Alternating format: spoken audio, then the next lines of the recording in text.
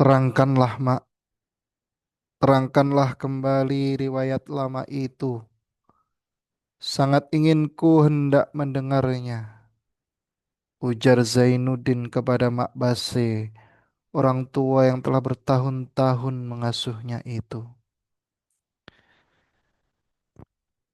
Meskipun sudah berulang-ulang dia menceritakan hal yang lama-lama itu kepada Zainuddin, dia belum juga puas. Tetapi kepuasannya kelihatan bila mana dia duduk menghadapi tempat sirihnya, bercengkerama dengan Zainuddin menerangkan hal ihwal yang telah lama terjadi. Menerangkan cerita itulah rupanya kesukaan hatinya. Ketika itu engkau masih amat kecil, katanya memulai hikayatnya. Engkau masih merangkak-rangkak di lantai dan saya duduk di kalang hulu ibumu memasukkan obat ke dalam mulutnya. Napasnya sesak turun naik dan hatinya rupanya sangat duka cita akan meninggalkan dunia yang fana ini. Ayahmu menangkupkan kepalanya ke bantal dekat tempat tidur ibumu. Saya sendiri berurai air mata, memikirkan bahwa engkau masih sangat kecil, belum pantas menerima cobaan yang seberat itu. Umurmu baru 9 bulan. Tiba-tiba ibumu menggamitkan tangannya kepadaku. Aku pun mendekat. Kepalaku diraihnya dan dibisikkannya ke telingaku. Sebab suaranya telah lama hilang. Berkata, "Mana Udin Base? Ini dia, Daek," ujarku. "Lalu engkau kuambil." Ah, Zainuddin, kau masih tertawa saja waktu itu. Tak engkau ketahui bahwa ibumu akan berangkat meninggalkan engkau buat selamanya. Engkau tertawa dan melonjak-lonjak dalam bangkuanku. Aku bawa engkau ke mukanya, maka dibarutnyalah seluruh badanmu dengan tangannya yang tinggal jangat pembalut tulang. Dikamitnya pula ayahmu. Ayahmu yang matanya telah balut itu pun mendekat pula. Dia berbisik ke telinga ayahmu. "Jaga Zainuddin, Dai. Jangan engkau bersusah hati menempuh maut, Adinda. Tenang dan sabarlah. Zainuddin adalah tanggunganku. Asuh dia baik-baik, Dai. Jadikan manusia yang berguna. Lanjutkan pelajarannya ke negeri datuk neneknya sendiri." Dua titik air mata yang panas mengalir di pipi ibumu. Engkau ditengoknya juga tenang-tenang. Setelah air matanya diseka ayahmu, maka dia mengisyaratkan tangannya menyuruh membawa engkau agar jauh daripadanya, agar tenang hatinya menghadapi sakaratul maut. Tidak berapa saat kemudian, ibumu pun hilanglah kembali ke alam baka menemui Tuhannya. Setelah berbulan-bulan berjuang menghadapi maut karena enggan meninggalkan dunia sebab engkau masih kecil. Air mata Zainuddin menggelanggang mendengarkan hikayat itu. Mak Base meneruskan pula. "Bingung sangat ayahmu sepeninggal ibumu. Mereka belum lama bergaul, baru kira-kira 4 tahun dan sangat berkasih-kasihan. Sekarang kodrat Allah merampas ibumu dari tangannya. Hampir dia jadi gila memikirkan nasib yang menimpa dirinya. Kerap kali dia termenung seorang, kerap dia pergi berziarah di waktu matahari hendak turun ke kuburan ibumu di kampung Jera. Yang lebih menyedihkan hatiku lagi, ialah bila mana air matanya titik dan engkau sedang dalam pangkuannya dia mengeluh, 'Ah, Udin, Sekecil ini engkau sudah menanggung. Karena mamamu ini sudah bertahun-tahun tinggal menjadi orang gajiannya, tetapi kemudian telah dipandangnya saudara kandung, telah berat hati mama hendak meninggalkan rumah ini. Mama tidak hendak kembali lagi ke Bulu Kamba. Tidak sampai hati mama meninggalkan ayahmu mengasuhmu. Takut terlambat dia pergi kemana-mana mencari sesuap pagi, sesuap petang. Beberapa bulan setelah ibumu meninggal dunia, sudah mama suruh dia kawin saja dengan perempuan lain bagi orang Mengkasar atau orang dari lain negeri. Dia hanya menggeleng saja, dia belum hendak kawin sebelum engkau besar, Udin. Pernah dia berkata separuh dari hatinya dibawa ibumu ke kuburan. Dia tinggal di dunia ini dengan hati yang separuh lagi. Betapa dia takkan begitu ia cinta kepada ibumu. Dia orang jauh, orang Padang, lepas dari buangan karena membunuh orang. Hidup 12 tahun di dalam penjara telah menyebabkan budinya kasar, tidak mengenal kasihan, tidak pernah kenal akan arti takut walau kepada Tuhan sekalipun. Dia keluar dari penjara, nenek muda yang Manipi menyambutnya dan dikawinkan dengan ibumu. Ibumu yang telah melunakkan kekerasan ayahmu. Ibumu yang telah mengajarnya menghadapkan muka ke kiblat, meminta ampun kepada Tuhan atas segenap kesalahan dan dosanya. Ah, Zainuddin, ibumu, kalau engkau melihat wajah ibumu, engkau akan melihat seorang perempuan yang lemah lembut, yang di sudut matanya terletak pengharapan ayahmu.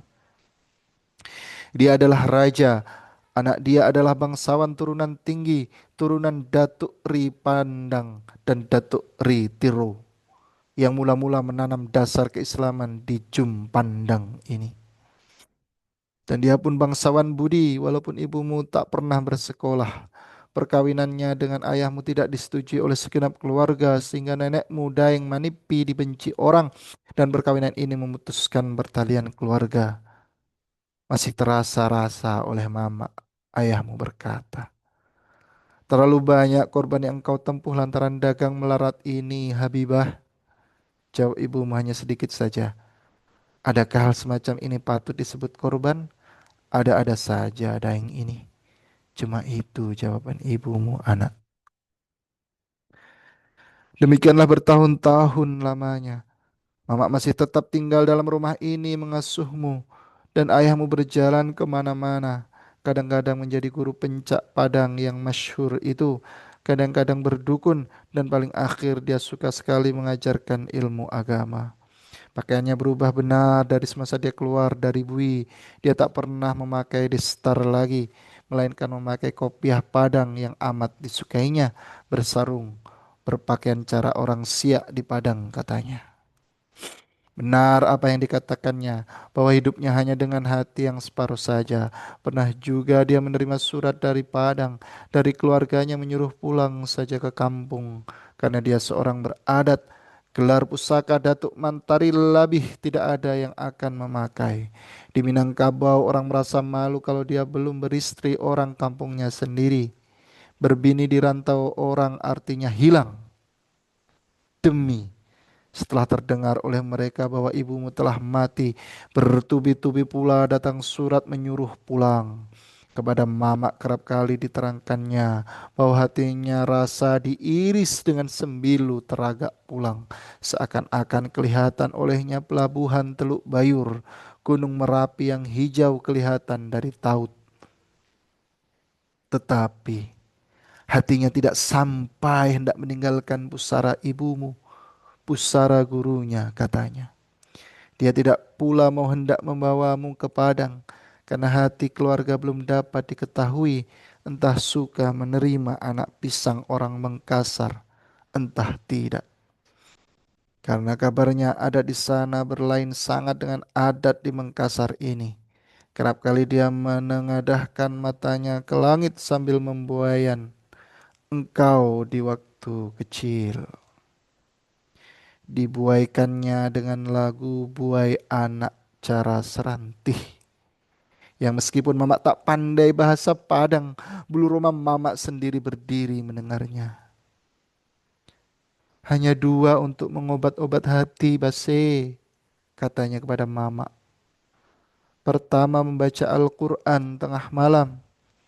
Kedua membuaikan si Udin dengan nyanyian negeri sendiri. Negeri Padang yang kucinta.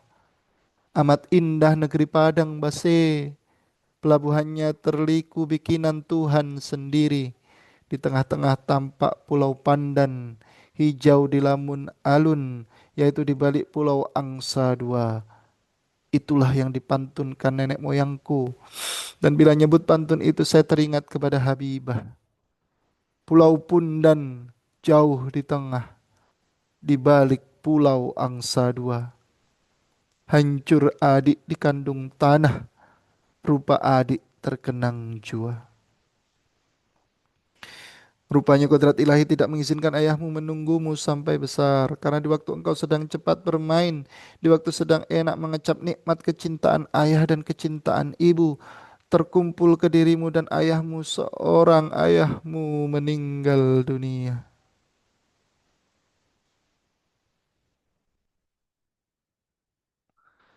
Meninggalnya seakan-akan terbang ke langit saja dengan tidak tersangka-sangka. Pada suatu malam, petang Kamis malam Jumat, sedang dia duduk di atas tikar sembahyangnya, bertekun sebagai kebiasaannya, meminta tobat dari segenap dosa, dia meninggal. Ketika itu engkau telah pandai menangis dan bersedih. Kau meratap memanggil-manggil dia. Rupanya beberapa bulan sebelum mati, sudah ada juga gerak dalam hatinya bahwa dia takkan lama hidup lagi. Sehingga dia pernah berkata, kalau saya mati pula, bagaimana Zainuddin Base? Saya yang akan mengasuhnya, Daeng, jawabku. Iya, tapi harta peninggalanku agaknya tidak banyak, tentu Udin memberati engkau. Jangan bicara demikian, Daeng.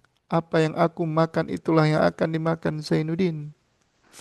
Pada suatu hari dipanggilnya Mama dan diserahkannya serencengan anak kunci seraya berkata, mulai sekarang engkaulah yang berkuasa di sini, Base. Kunci ini engkau yang memegang. Kunci putih ini ialah kunci lemari. Sebuah peti kecil ada di dalam lemari itu. Peti itu tak boleh engkau buka kecuali kalau saya mati. Petaruhnya itu Mamak pegang baik-baik dan teguh. Setelah dia wafat, barulah peti itu Mamak buka. Di sana ada selai surat kecil dengan tulisan huruf Arab. Pengasuh Zainuddin sampai dia besar. Itulah bunyi tulisan itu. Di dekat surat tersebut ada sekulung uang kertas dari 1.000 rupiah. Itulah yang Mamak pergunakan untuk mengasuhmu, menyampaikan sekolahmu sehingga sekarang engkau berkeadaan begini. Setelah itu Base pergi ke dalam. Maksudnya ialah hendak membuka peti. Tapi bukanya tidak sembarang buka rupanya. Dia seorang perempuan tua yang penuh takhayul. Sebelum dibuka dibakarnya dahulu kemenyan bercampur dengan setanggi mengkasar. Setelah dibukanya dikembangkannya beberapa helai uang kertas di muka Zainuddin. Zainuddin heran karena uang itu tidak 1.000 lagi tetapi sudah hampir 2.000 rupiah.